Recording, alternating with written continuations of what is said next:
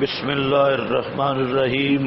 ان ینصرکم، اگر اللہ تمہاری مدد کرے، ینصرکم اللہ فلا غالب لکم، پس کوئی نہیں جیتنے والا تم سے، وَإِن یخذل، اور اگر اللہ تمہیں مغلوب کر دے پس ہے کون جو مدد کرے تمہاری اس مغلوبیت کے بعد۔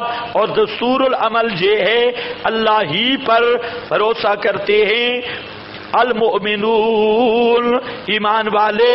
آگے فرمایا زجر برائے منافقین، منافقین پر زجر ہے۔ ما کانا لنبی، نہیں ہے واسطے کسی نبی کی شان، کسی نبی کے ممکن، کسی نبی کی شان نہیں، کسی نبی کے لائق نہیں، ممکن نہیں یہ کہ خیانت کرے۔ ومن یغلل، اور جو شخص خیانت کرے گا آئے گا بما غلہ، ساتھ اس چیز کے جو اس نے خیانت کی دن قیامت کے، ثم پھر پورا پورا دیا جائے گا ہر جی ما کسبت، جو اس نے کمایا، اور وہ ظلم نہیں کیے جائیں گے۔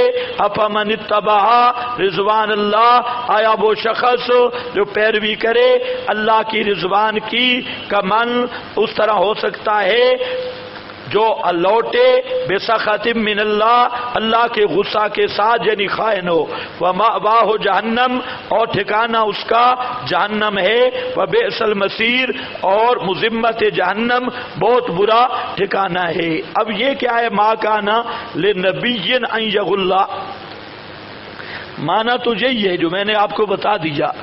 اور الغلول کہتے ہیں خیانت مال غنیمت میں، اور مطلق بھی خیانت پر بولا جاتا ہے، مال غنیمت کی خیانت بھی اور مطلق خیانت بھی۔ تو یہ کیا ہے ان یغل، کہ نہیں لائے کسی نبی کے کہ وہ خیانت کرے۔ اس کا کیا معنی ہے؟ اس کے دو معنی ہیں۔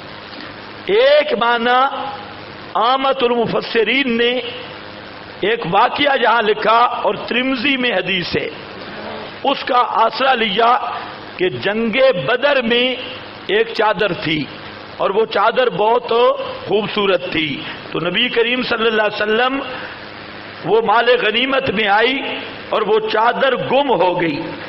تو بعض منافقین نے یہ خبر اڑائی کہ شاید وہ چادر نبی پاک علیہ السلام نے رکھ لیو، وہ بہت عمدہ چادر تھی۔ منافقین بھی بڑے بے ایمان ہیں، ہاں، نبی پاک سے بھی بات زن کرنے کے لیے کچھ نہ کچھ پیار سے گپے ہانکے رکھتے، کچھ نہ کچھ بھی تھوڑے پیچھے ہٹے۔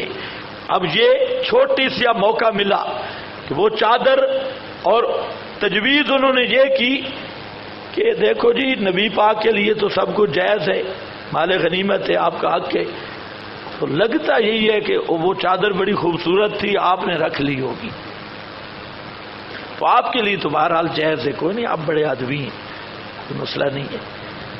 منافق یوں چلتا ہے، کوئی سن رہے ہو کہ نہیں؟ جی اس بات کو سمجھنا بڑا مشکل ہے، بڑا مشکل ہے، یہ معلوم ہونے کے باوجود بھی اس پر دھوکہ لگتا ہے۔ اب ذرا چال دیکھیے کس طرح چل رہی ہے۔ دیکھو جی رسول پاک کے لیے تو مال غنیمت جائز ہی ہے نا، تو وہ جو چادر ہے ہو سکتا ہے آپ نے رکھ لے، ہاں لگتا ہے، لیکن اصل پالیسی کی ہے، تم تو صوفی سمجھ رہے ہو کہ کوئی مسئلہ نہیں، اس میں سارا سب سے بڑا مسئلہ ہے۔ اس لیے اللہ نے تردید کی، فرمایا کہ نبی کی شان ہی نہیں کہ وہ خیانت کرے، دراصل وہ یہ تھوڑے سے پلان سے صحابہ کا وہ ایمان ہٹانا چاہتے تھے، مقصد ان کا تھا کہ ان کے ذہن میں بھی آئے بے کچھ نہ کچھ نبی کریم علیہ السلام نے اپنی ذات کے لیے کیا ہے۔ تو اللہ نے چونکہ بہت بڑی بات تھی، انہوں نے تو بڑی چوپڑ چاپڑ کے کی۔ تم بھی خیال کیا کرو، منافق ایسے چوپڑ چاپڑ کے باتیں کریں گے، چھوٹا چھوٹا سوراخ، چھوٹا چھوٹا سوئی کے ناکے جتنا مل جائے، پھر اپنا انہوں نے آگے کام کرنا ہے۔ تو اب یہ چھوٹا، اللہ نے فرمایا ما کان لنبی ان یغل، نبی کی یہ شان ہی نہیں، ممکن ہی نہیں کہ خیانت کرے۔ وَمَن يَغْلُلْ یَأْتِ بِمَا غَلَّ یوم القیامہ، تو نبی کی عصمت کو بیان کیا۔ پیغمبر کے لیے ممکن نہیں کہ چادر کیا ایک ٹاکی میں بھی خیانت کرے۔ ان یغل ومن یغلل یأت بما غل یوم القیامہ ہو گیا۔ لیکن دوستو بزرگوں، مفسرین نے بھی یہ بات لکھی، ترمذی میں بھی آئی،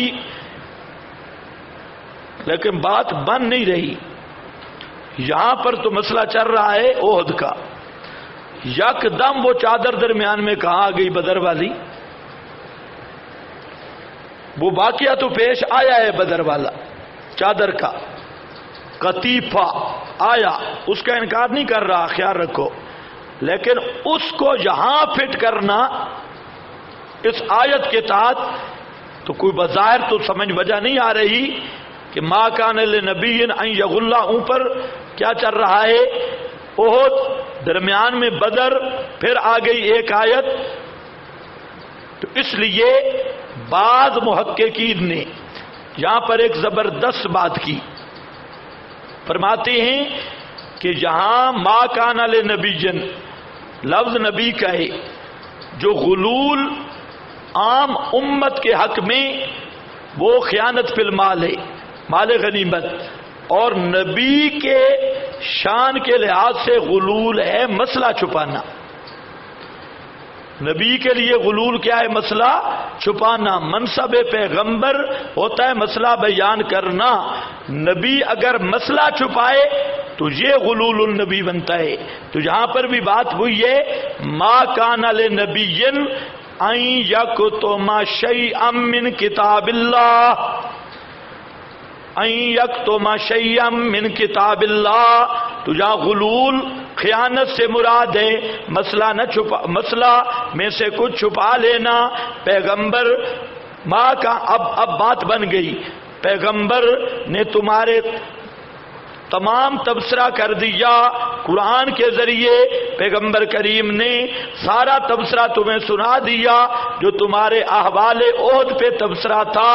اس لیے پیغمبر نہیں سنا رہا کہ تمہارا دل دکھے، پیغمبر کی اس لیے سنا رہا ہے کہ پیغمبر بئی میں خیانت نہیں کرتا، اور یہ منصب پیغمبر ہے، جیسے قرآن آئے اسی طرح پیغمبر بیان کرے۔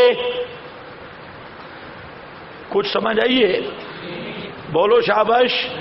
ہاں، یہ قرطبی ہے، محمد بن کعب ہے بیان کرنے والا، اسی طرح مظہری ہے، کہتا ہے ما کان لنبی ان یکتم شیئا من الوحی رغبتا او رہبتا او مداہنتا، رغبتاً اور رہبتاً اور مداہنتاً، یہ تفسیر مظہری، یہ معنی زبردست ہے بھائی، بہت زبردست، سیاق کے مطابق بات بن گئی کہ اوپر جتنا تبصرہ ہوا کہ تم نے یہ کیا وہ کیا، یہ سارا تبصرہ بظاہر اس کا پڑھنا، اس کا سننا بھاگنے والوں کے لیے آر بن سکتا تھا۔ فرمایا پیغمبر اس لیے تمہیں نہیں سنا رہا کہ تم شرمندہ ہو یا اپنے مافات کو یاد کر کے افسوس کرو، پیغمبر اس لیے تمہیں سنا رہا ہے کہ پیغمبر کا منصب ہے بیان کرنا، پیغمبر کوئی وحی میں سے کتمان نہیں کرتا۔ کوئی بات سمجھے ہو؟ جی سی نہیں ہو رہی؟ اچھا ہو گیا۔ یہ بات مجھے بہت پسند ہے، یہ معنی بہت زبردست کیا مظہری اور قرطبی نے، اگر آپ غور و فکر کرو گے تو یہ معنی بہت اچھا ہے، اور نہیں تو کوئی نہیں، پہلے والا معنی وہ بھی ہو سکتا ہے۔ اب افمن اتبع ہو گیا، ہم درجات، جہاں وہ حدیث ساتھ لے اور بخاری اور مسلم کی، حضرت عائشہ فرماتی ہیں کہ من اخبرکا انہو کتم من الوحی شیئا کذا، وہ آپ کے پاس ہے علم الغیب والے کاغذوں میں، اعظم علی اللہ الفریہ، جو آدمی کہے کہ نبی پاک نے وحی میں سے کوئی چیز چھپائی تو اس نے اللہ پہ جھوٹ بولا ہے، اللہ پہ کیا بولا ہے؟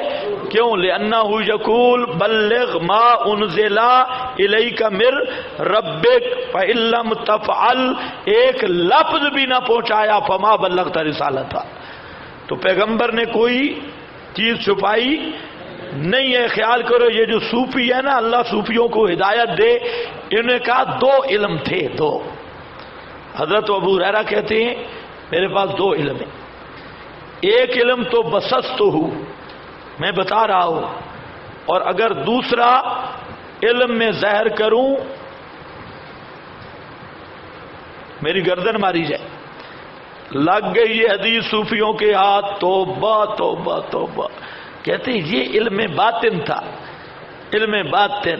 صوفیوں مہربانی تمہاری، علم باطن تھا، علم باطن اچھا علم باطن تھا جو زہر کروں تو صحابہ مجھے قتل کر دے۔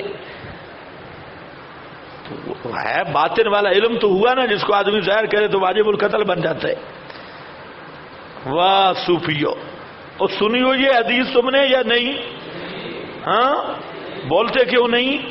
اور جو علماء بیٹھے ہیں ذرا ہاتھ کھڑا کریں جس نے حدیث سنی ہے۔ اچھا یہ حدیث نہیں سنی؟ اچھا ماشاءاللہ، بڑے پیچھے بزرگ بیٹھے ہیں۔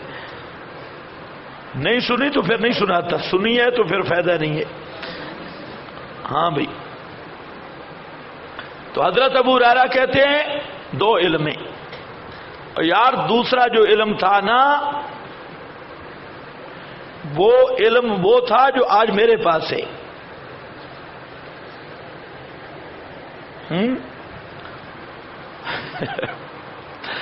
حکمرانوں کے بارے میں، وقت کے عمراء کے متعلق وہ کہہ رہے تھے بھئی میں ان کے سارے اگر عیب کھولوں نا کہ اس میں یہ ہے، اس میں یہ ہے، اس میں یہ، تو میری گردن اڑ جائے۔ کوئی سمجھ نہیں آئی۔ وہ علم تھا، یہ علم باطن نہیں، پتہ نہیں باطن کیا، کنویں میں بیٹھنے والا سبق رسول اللہ نے نہیں دیا کہ کنویں میں بیٹھو تے چلے کاٹو تے فلاں، یہ رسول کا دین نہیں ہے، یہ نرا ابلیس کا مذہب ہے۔ یہ جتنے آج کل کے متصوف بڑے صوفی بن کے پھرتے ہیں، ادھر چلے، ادھر مراقبے، ادھر کنویں، ادھر غاریں، ادھر جنگل، یہ اللہ کے رسول کا دین نہیں ہے، یہ ابلیس کے مذہب کے پیروکار ہیں۔ دیکھو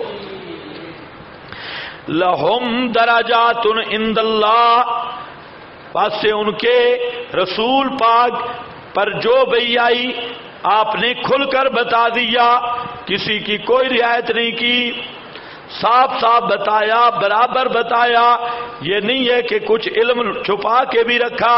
لہم درجات عند اللہ، ہم درجات، اس کی دو توجیہ ہیں، یا تو بناؤ لہم، ورنہ ہم درجات کا معنی نہیں بنے گا، وہ خود درجے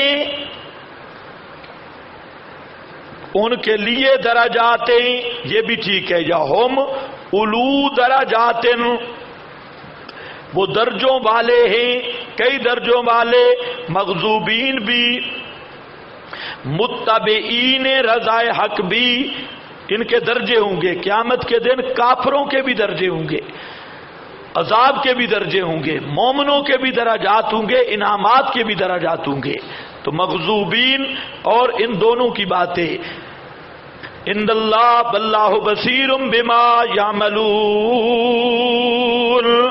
ما کان لنبی سے دوسرا احسان ہے، اور مطلب یہ ہے امانت دار نبی، امین نبی، پہلے تھا شان والا نبی، یہ احسان کیا اللہ نے۔